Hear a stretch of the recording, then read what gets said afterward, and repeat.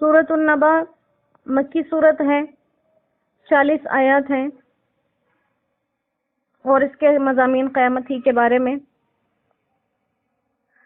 हज़रत अब्दुल्ला इब्न अब्बास रज़ी अल्लाह तआला अन्हु से ये बात नकल है कि जब कुरान करीम नाजिल होना शुरू हुआ तो कुफार मक्का अपनी मजलिसों में इसके मुताल्लिक बैठकर राय दिया करते थे, बातें किया करते थे। और चूंकि ये आखिरी पारों की सूरतें शुरू में नाजिल हुई हैं और उसमें क़यामत ही के बारे में ज़्यादा जिक्र था, तो वो लोग भी क़यामत के बारे में ज़्यादा बातें करते थे। कोई कहता था कि आएगी, कोई कहता था कि नहीं आएगी।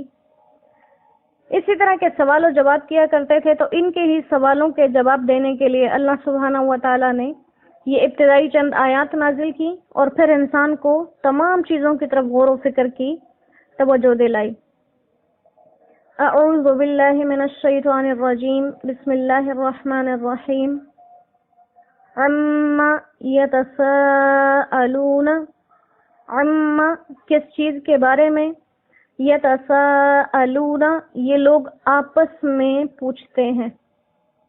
अनिन नबइल अज़ीम, अनिन नबइ उस खबर के बारे में, अल अज़ीम जो बड़ी है, अल्लज़ी वो खबर, हम फीही जिसके बारे में ये लोग मुख्तलिफून इख्तिलाफ कर रहे हैं। कल्ला हरगिज़ नहीं, सयअलमून अब जान लेंगे, सुम्मा कल्ला फिर हरगिज़ नहीं, सयअलमून जान लेंगे जल्द ही। अलम नजअलिल अर्द मिहादा, अलम क्या नहीं, नजअलिल अर्द हमने बनाया ज़मीन को, मिहादा बिछोना, क्या हमने ज़मीन को बिछोना नहीं बनाया। वल जिबाला और पहाड़ों को, औतादा मेखें, और पहाड़ों को मेखें, क्या हमने पहाड़ों को मेखें नहीं बनाया। व खलक़नाकुम और हमने बनाया तुमको, अज़वाजा जोड़े जोड़े। व जअलना नौमकुम और हमने बनाया तुम्हारी नींद को, सुबाता आराम का जरिया, राहत का जरिया। व जअलना लैला और हमने बनाया रात को, लिबासा ओढ़ना, लिबास। व जअलना नहारा और हमने बनाया दिन को, मआशा कमाई करने के लिए। व बनैना फौक़कुम और हमने चुन दी तुम्हारे ऊपर, सबअन शिदादा 7 मजबूत छतें। व जअलना और हमने बनाया, सिराजम वहाजा एक चिराग चमकता हुआ। व अंज़लना और हमने उतारा, मिनल मुअस्सिराते निचड़ने वाली बदलियों से, माअन सज्जाजा पानी का रेला। लिनुख़रिज बिही ताकि हम निकालें इससे, हब्बा अनाज, व नबाता और सब्ज़ा। व जन्नातिन और बागात, अल्फाफा पत्तों में लिपटे हुए। सदक़ल्लाहुल अज़ीम। इब्तिदा की 5 आयत में उन्हीं मुशरिकीन का जिक्र किया गया, काफिरों का जिक्र किया गया जो क़यामत के बारे में सवाल किया करते थे। अम्मा ये 2 लफ्जों से मिलकर बना है, अन और मां से, और ये दोनों सवाल के लिए आते हैं, लिहाजा इन दोनों को आपस में मिलाकर अम्मा, अम्मा किस चीज के बारे में ये आपस में एक दूसरे से सवाल कर रहे हैं। फिर खुद ही अल्लाह सुब्हानहू व तआला जवाब दे रहे हैं कि ये जो जिस चीज के बारे में सवाल कर रहे हैं वो कोई मामूली बात नहीं है, बल्कि नबअल अज़ीम बहुत बड़ी खबर है, अज़ीमुश्शान। नबा खबर को कहते हैं, नबा खबर को कहते हैं, लेकिन हर खबर को नबा नहीं कहते। जब कोई खबर बहुत बड़ी हो, बहुत अजमत वाली हो, बहुत शान वाली हो, तो उसके लिए नबा का लफ्ज आता है, वरना खबर को अरबी में भी खबर ही कहते हैं। लेकिन जब कोई खबर बहुत बड़ी है तो फिर उसको नबा कहते हैं। तो कहा कि ये बहुत अजीम शान चीज के बारे में एक दूसरे से سوالات کرتے ہیں، اور وہ ایسے سوالات ایک دوسرے سے کرتے ہیں ہم فیہ مختلفون، جس کے بارے میں وہ آپس میں مختلف ہیں۔ مختلف کیسے کہ کوئی اس کا انکار کرتا ہے، کوئی اقرار کرتا ہے، کوئی کہتا ہے کہ قیامت آئے گی، کوئی کہتا ہے قیامت نہیں آئے گی، پھر کوئی کہتا ہے کہ قیامت آئے گی تو حساب کتاب نہیں ہوگا، اور کوئی کہتا ہے کہ قیامت آئے گی تو حساب کتاب بھی ہوگا۔ تو غرض ان کے اندر آپس میں بہت اختلافات ہیں، اور اللہ سبحانہ و تعالیٰ نے فرمایا کہ یہ لوگ یہ جو ایک دوسرے سے سوال کرتے ہیں، یہ کوئی فکر مندی کے لیے نہیں کرتے کہ فکر مندی سے کرتے ہوں سوالات کہ قیامت کب آئے گی تاکہ ہم اس کے لیے کچھ تیاری کر لیں۔ جیسے ایک صحابی رضی اللہ تعالیٰ عنہ نے آپ صلی اللہ علیہ وآلہ وسلم کی خدمت میں عرض کی کہ یا رسول اللہ قیامت کب آئے گی؟ اب واقعی وہ فکر مند تھے، تو آپ صلی اللہ علیہ وآلہ وسلم نے ان سے پوچھا کہ اے میرے صحابی، تم نے قیامت کے لیے کیا تیاری کر رکھی ہے جو تم اس کے بارے میں سوال کر رہے ہو؟ تو انہوں نے جواب دیا کہ میں نے قیامت کی تیاری میں سب سے زیادہ اللہ اور اس کے حبیب کی محبت کو تیار کیا ہے۔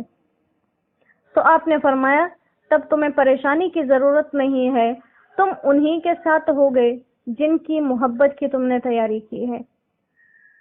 اور یقیناً جب کسی سے محبت کی تیاری کی جاتی ہے تو اس میں کوئی عمل ناقص نہیں ہوتا، ہر عمل اعلیٰ درجے کا ہوتا ہے۔ تو ان کا سوال فکر مندی کے لیے تھا، ان کو جواب دیا گیا۔ یہاں بتایا گیا کہ یہ لوگ جو آپس میں سوال کرتے ہیں، اس سوال کا مقصد فکر مندی نہیں بلکہ تمسخر ہے، مذاق ہے، کہ یہ لوگ آپس میں مذاق اڑاتے ہیں کہ او ہو دیکھو ہم مر جائیں گے، مٹی ہو جائیں گے، اور ان کا کہنا ہے کہ ہمیں دوبارہ جگا دیا جائے گا، اٹھا دیا جائے گا، ہمارے جسم صحیح سلامت، ہمارے آباء و اجداد جو زمانوں سے مرے پڑے ہیں وہ بھی زندہ ہو جائیں گے۔ کیسے یہ بے وقوف لوگ؟ تو اللہ نے فرمایا یہ وہ لوگ ہیں کہ بحث اور تحقیق سے ان کو سمجھ میں بات آنے والی نہیں۔ اور ایک ہی جملے کو تاکید کے لیے 2 دفعہ فرمایا کہ کلا سیعلمون، ہرگز نہیں، ایسے نہیں سمجھ سکتے، سمجھانے سے نہیں سمجھیں گے، جب قیامت ان کے سامنے آ جائے گی پھر ان کو حقیقت معلوم ہو جائے گی۔ پھر ایک ایسی وہ یقینی بات ہے کہ جس کے اندر بحث، سوال اور انکار کی کوئی گنجائش نہیں رہے گی، اور مرنے کے بعد جیسے ہی ان کو یہ دوسرا عالم جو مرنے کے ساتھ شروع ہو جاتا ہے، جب یہ چیزیں ان کو نظر آئیں گی اور وہاں کے ہولناک مناظر نظر آئیں گے، اس وقت خود بخود انہیں سمجھ آئے گی کہ اگر مرنے کے بعد یہ سب ہو رہا ہے تو مرنے کے بعد قیامت بھی آنے والی ہے۔ لہذا اس وقت ہی ان کو سمجھ آ جائے گی کہ جس رب نے یہ کائنات پہلی دفعہ بنائی تھی، وہ اس کو دوبارہ بنانے پر، دوبارہ اٹھا دینے پر کوئی بھی اس کو روک نہیں سکتا، کوئی اس کی شان کے لیے یہ مشکل نہیں ہے۔ لہذا کہا کہ ان لوگوں سے بحث اور تکرار چھوڑ دو، کلا سیعلمون، آئندہ جیسے ہی یہ قیامت آئے گی خود بخود انہیں، انسان کو معلوم ہو جائے گا کہ یہ کیا ہے۔ پھر انسان کو قیامت کے متعلق اس کا ذہن تیار کرنے کے لیے اللہ سبحانہ و تعالیٰ اس پر کیے گئے اپنے انعامات کو ذکر کر رہے ہیں، اور وہی انعامات ہیں جو بار بار آ رہے ہیں۔ زمین کی نعمت ہے، آسمان کی نعمت ہے، سونا ہے، جاگنا ہے، انسان کی کمائی کے ذریعے ہیں، انسان کے لیے اس کی راحت اور سکون کے سامان، اور یہ آنکھوں کو خوبصورت اور بھلے لگنے والے باغات، ان تمام چیزوں کا ذکر ہے۔ اور ذکر کرنے کا مقصد یہی ہے کہ جب وہ رب بغیر کسی کے کہے، بغیر کسی کے مشورے کے ایسے رنگ و بو سے بھرا ایک جہان بنا سکتا ہے، اور اس کی ترتیب بھی اس نے خود بنائی ہے۔ جیسے آسمان سے بارش ہوتی بادلوں سے ہے، لیکن ہمیں لگتا ہے آسمان سے آ رہی ہے۔ ابھی اللہ کو کسی نے مشورہ نہیں دیا، کوئی اور ایسا تھا نہیں جس نے پہلے ایسی بارش بنائی ہو کہ جس کو دیکھ کر نقل کی گئی ہو۔ وہ خود خلاق ہے، اس کا پہلی دفعہ بنانے والا وہ خود ہے۔ اسی طرح زمین کو کس نقشے پر بنایا، آسمان کے کیا نقشے بنائے، درختوں کو کن نقشوں پر بنایا، پہاڑوں کو کن نقشوں پر بنایا، یہ سب اس کے ذاتی کام ہیں، کوئی ان کاموں میں اس کا شریک نہیں ہے۔ تو اللہ پوچھ رہے ہیں کیا میں نے تمہارے لیے زمین کو بچھونا نہیں بنایا؟ اور علماء فرماتے ہیں کہ یہ جو زمین کے لیے قرآن کریم کے اندر کہیں فراش کا لفظ آیا ہے، کہیں مہاد کا لفظ آیا ہے۔ فراش کا لفظ بستر کے لیے استعمال ہوتا ہے، مہاد کا لفظ بھی بچھونے کے لیے استعمال ہوتا ہے، گود کے لیے بھی استعمال ہوتا ہے۔ تو یہاں پر اللہ سبحانہ و تعالی غریب سے غریب انسان کو تسلی دے رہے ہیں کہ کبھی اس چیز کا شکوہ مت کرنا کہ میرے پاس سونے کے لیے بستر نہیں، کیونکہ زمین کو خود ہی اللہ نے بستر بنا دیا۔ پھر زمین کی حرکت کو روکنے کے لیے، جیسے زمین پانی پر تھی تو اس کے اوپر میخیں گاڑ دی اور پہاڑوں کو میخوں کی صورت بنا دیا۔ پھر اس سے بڑا کام کیا کیا؟ وَخَلَقْنَاكُمْ أَزْوَاجًا، ہم نے تمہارے جوڑے بنا دیے۔ انسان کی ضروریات کو پورا کرنے کے لیے اس کا جوڑا بنا دیا، کہ مردوں کو اپنے کاموں کے لیے، اپنے گھروں کے راحت اور سکون کے لیے خواتین کی ضرورت ہے، ایسے ہی خواتین کو کمائی سے بچنے کے لیے اور باہر دھکے کھانے سے بچانے کے لیے اللہ سبحانہ و تعالی نے مردوں کو بنایا۔ تو کہا یہ تمہارے جوڑے بنائے، اور اس ترتیب پر چل کر ہی آسانی سے زندگی میں سکون لایا جا سکتا ہے۔ اور اس کے ساتھ مزید ایک بہت بڑا احسان، تمہاری نیند کو تمہاری راحت کا ذریعہ بنایا، تمہاری نیند کو تمہارے لیے راحت کا ذریعہ بنایا۔ اور یہ ہر انسان کا مشاہدہ ہے کہ کتنی بھی بڑی تکلیف ہو، کتنی بھی بڑی پریشانی ہو، اگر اس میں انسان کو نیند آ جائے، انسان سو جائے، تو جب وہ جاگتا ہے تو اس کی وہ تکلیف، اس کا وہ غم کافی حد تک اللہ سبحانہ و تعالیٰ نے ہلکا کر دیا ہوتا ہے۔ اور یہ نیند کتنی بڑی نعمت ہے، کتنی بڑی راحت ہے کہ جب جنگ کے موقع پر صحابہ کرام اپنے سے زیادہ کافروں کو دیکھ کر پریشان ہونے ہی لگے تھے، اللہ سبحانہ و تعالیٰ نے ان پر کیا کر دی؟ نیند طاری کر دی، سب سو گئے سکون سے، پرسکون ہو کر، وہ تکلیف اللہ نے بھلا دی ان کو۔ تو یہ اللہ کی بہت بڑی نعمت ہے۔ ان لوگوں سے پوچھا جائے جن کے پاس سونے کے لیے بستر تو عمدہ ہیں، بڑے بڑے گدے ہیں، بڑے بڑے تکیے ہیں، نرم ہیں، اور ٹھنڈے کمرے ہیں گرمیوں میں، اور گرم کمرے ہیں سردیوں میں، ہر طرح کی سہولتیں، ہر طرح کے راحت اور آرام ہے، لیکن نیند کی نعمت اللہ نے ان کو نہیں دی۔ تو وہ سونے کے لیے گولیاں بھی کھاتے ہیں، دوائیاں بھی، لیکن اس کے باوجود ان کو نیند نہیں آتی۔ اور یہ نیند کا نہ آنا، یہ بہت سی تکلیفات اور بیماریوں کو مزید اپنے ساتھ کھینچ کے لے آتا ہے۔ اور اس کے برخلاف غریبوں کو، جن کے پاس اکثر اوقات سونے کے لیے مکمل سامان بھی نہیں ہوتا، اور اکثر کو تو کچھ بھی میسر نہیں، اور وہ بالکل ننگ دھڑنگ زمین پر بالکل پرسکون سو رہے ہوتے ہیں، تو یہ اللہ کا دیا ہوا ایک بہت بڑا تحفہ ہے انسان کو، جو امیروں کو، غریبوں کو اللہ سبحانہ و تعالیٰ نے دے رکھا ہے۔ اور اس کے اندر شرط نہیں ہے کہ کوئی ان حالات میں ہوگا تو نیند آئے گی، اللہ سبحانہ و تعالیٰ نے اپنے بندوں کے لیے خود بخود اس کو طاری کر کے رکھا ہوا ہے کہ انسان خود بخود نیند اسے آتی ہے اور وہ سو جاتا ہے۔ اور یہ ایسی نعمت ہے کہ ایسا نہیں ہے کہ کبھی کوئی انسان کہے کہ میں سونا نہیں چاہتا، کبھی کبھی کوئی انسان ارادہ بھی کر لیتا ہے کہ مجھے آج سونا نہیں ہے، میں یہ فلاں کام کروں گا فلاں، لیکن اللہ نیند کو اتنا بھاری کر دیتے ہیں کہ انسان وہیں بیٹھے بیٹھے سو جاتا ہے۔ تو یہ اللہ سبحانہ و تعالیٰ کی بہت عظیم الشان نعمت ہے۔ اور ساتھ میں فرما دیا کہ اس نعمت کو مکمل کرنے کے لیے کیا کیا؟ وَجَعَلْنَا اللَّيْلَ لِبَاسًا، رات کو ہم نے چھپانے کی چیز بنا دیا، کیونکہ اس میں انسان کی فطرت کی طرف اشارہ کیا کہ عموماً پرسکون نیند تب آتی ہے جب روشنی زیادہ نہ ہو، چیزیں چھپی ہوئی ہوں، ہر طرف سکون ہو، شور شرابہ نہ ہو۔ تو اس لیے رات کو لباس فرمایا کہ یہ جو لباس ہے ہر چیز پر چھا جاتا ہے، روشنی کو چھپا دیتا ہے، شور کو چھپا دیتا ہے، ہر طرف پرسکون حالت ہو جاتی ہے۔ تو پھر اس کے بعد انسان کو پرسکون نیند آتی ہے۔ اور انسان کے لیے چونکہ اس کی غذا، اس کی ضروریات بہت اہم ہے، تو پھر کہا کہ وَجَعَلْنَا النَّهَارَ مَعَاشًا، ہم نے دن کو تمہارے لیے کمائی کا ذریعہ بنایا، کیونکہ اگر ہمیشہ رات رہتی اور لوگ سوئے رہتے تو اس زندگی کے اندر، دنیا کے اندر آنے کا کوئی مقصد باقی نہ رہتا۔ تو دن کو بنایا کہ دن کی روشنی میں اپنے لیے جد و جہد کرو، اور یہی دن کی روشنی کی جدوجہد ہی آخرت کی کامیابی یا ناکامی کا ذریعہ ہے۔ دن کے اندر اٹھ کے جو محنتیں کرتے ہو، یا تو وہ حلال کی ہوں گی یا حرام کی ہوں گی، یا اللہ کی رضامندی والی ہوں گی یا اللہ کی ناراضگی والی ہوں گی، تو ان ضروریات کو حاصل کرنے کے لیے تم جو بھی طریقہ اختیار کرو گے وہ قیامت کے دن تمہیں دکھائی دے جائے گا۔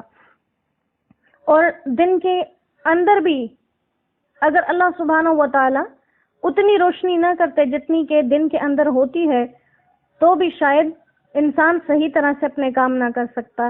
ہم دیکھتے ہیں کہ زیادہ تر لوگ جیسے اپنے کام شروع کرتے ہیں تو ان کی کوشش ہوتی ہے کہ وہ عصر سے پہلے پہلے یا بہت دیر بھی ہو جائے تو عصر میں اپنے کام ختم کر لیں، کیونکہ عصر کے بعد اندھیرا شروع ہو جاتا ہے، تو روشنی میں جو کام ہو سکتے ہیں وہ پھر اس اندھیرے میں نہیں ہو سکتے۔ تو کہا کہ اس روشنی کو مکمل کرنے کے لیے وَجَعَلْنَا سِرَاجًا وَهَّاجًا، چمکتا ہوا روشن چراغ بنا دیا۔ کوئی غریب سے غریب انسان ہے لیکن اس سے دن کی روشنی نہیں کوئی چھین سکتا۔ کسی کے پاس بجلی نہیں ہے، کسی کے پاس بلب نہیں ہے، کچھ بھی نہیں ہے، لیکن یہ دن کی روشنی کوئی کسی سے نہیں چھین سکتا۔ اور اس کے ساتھ تمہاری ضروریات کو پورا کرنے کے لیے ہر چیز کے اندر پانی کی ضرورت ہے۔ تو وَأَنزَلْنَا مِنَ الْمُعْصِرَاتِ مَاءً ثَجَّاجًا، تمہارے لیے نچڑتی ہوئی بدلیوں سے پانی اتارا، اور پانی ریلوں کی صورت میں یعنی کثرت سے اتارا، کیونکہ تمہاری ضروریات میں استعمال ہونے والی چیزوں میں پانی سب سے زیادہ کثیر ہے۔ تو اب یہاں پر ذکر ہوا کہ پانی اتارا جاتا ہے بادلوں سے، اور کہیں کہیں قرآن کریم کے اندر یہ لفظ آتا ہے کہ پانی آسمان سے اتارا جاتا ہے۔ تو وہی بات ہے کہ بادل چونکہ ہمارے اوپر ہیں تو وہ ہمیں آسمان ہی کی مشابہت نظر آتے ہیں، لہذا ان کو آسمان سے اتارنا کہہ دیا جائے یا ان کو بادلوں سے اتارنا کہہ دیا جائے، اس میں کوئی فرق نہیں آتا۔ تو یہ ساری جو قدرت کے کارخانے ہیں اور اس میں جو ساری چیزیں چل رہی ہیں، یہ کس کے لیے چل رہی ہیں؟ یہ ہمارے لیے۔ یہ جتنی چیزوں کو بذکر کیا، رات سونے کے لیے انسانوں کے، خود رات نہیں سوتی، دن کام کے لیے ہے، خود دن کام نہیں کرتا، آسمان ہمارے لیے چھت ہے، اس کی کوئی چھت نہیں ہے، سورج خود چمک رہا ہے لیکن اپنی چمک سے خود اس نے کوئی فائدہ نہیں لینا، بادلوں سے جو بارشیں برس رہی ہیں ان سے بادلوں کو کچھ نہیں لینا۔ اور کہا ان تمام چیزوں سے جب یہ پانی آتا ہے تو اس سے پھر اناج اور سبزہ اگتا ہے، اور وہی بات جو ہم پچھلی صورت میں پڑھ چکے کہ اس میں سامان ہے تمہارے لیے اور تمہارے چوپایوں کے لیے، تو یہ اناج اور سبزے تمہارے کام کے لیے۔ اور ایسے باغات جو پتوں میں لپٹے ہوئے ہیں یعنی بہت گھنے ہیں کہ وہ دیکھنے میں بھلے لگتے ہیں، اور اس میں تمہارے مزے کی چیزیں ہیں۔ ہم دیکھیں اللہ نے ہمیں صرف ضرورت کی چیزیں نہیں دی، اللہ نے ہمیں مزے کی چیزیں دی ہیں۔ اگر ضرورت کی چیزیں ہوتی تو صرف گندم ہوتی اور کھانے کے لیے کچھ سبزیاں، لیکن اللہ نے ہمیں صرف کھانے کو نہیں دیا، اللہ نے ہمیں مزے کرنے کی چیزیں دی ہیں۔ یہ جتنے فروٹ ہیں، یہ جتنی اضافی غذائیں ہیں، یا جو ہم یہ سبزیوں سے یا گوشت سے یہ طرح طرح کی چیزیں ہم بنا لیتے ہیں، تو یہ وہ اضافی مزے کی چیزیں ہیں۔ تو اللہ سبحانہ و تعالیٰ نے ہمارا کتنا خیال رکھا کہ وہ صرف ہمیں ضروری چیزیں نہیں دیتا، وہ ہمیں ہمارے مزے کے لیے اضافی چیزیں بھی دیتا ہے۔ اور ان تمام چیزوں کا تقاضا کیا ہے کہ انسان اس رب کا فرمان بردار بن کے رہے۔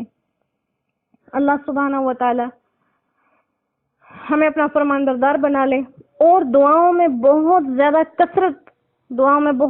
کثرت کر لیں تمام عالم اسلام کے لیے، کیونکہ تمام عالم اسلام پر یہ حالات چل رہے ہیں کہ اللہ ہم سب سے ناراض ہے، کسی ایک ملک کے لوگوں سے نہیں۔ تو دعاؤں میں کثرت لائیں، اور ہر انسان یوں اس یقین سے دعا کرے کہ میری ہی دعا کے انتظار میں یہ سب ہو رہا ہے، جس دن میں نے دعا مانگی یہ سب حالات ٹھیک ہو جائیں گے۔ کوئی یوں نہ کہے کہ ہماری تو قبول ہی نہیں ہوتی، جب ایسے کہہ دیں تو پھر نہیں قبول ہوتی۔ ہر بندہ اس سوچ کے ساتھ دعا کرے کہ یہ حالات اس لیے ٹھیک نہیں ہو رہے کیونکہ میں نے دعا نہیں مانگی، جس دن میں نے دعا مانگی حالات ٹھیک ہو جائیں گے۔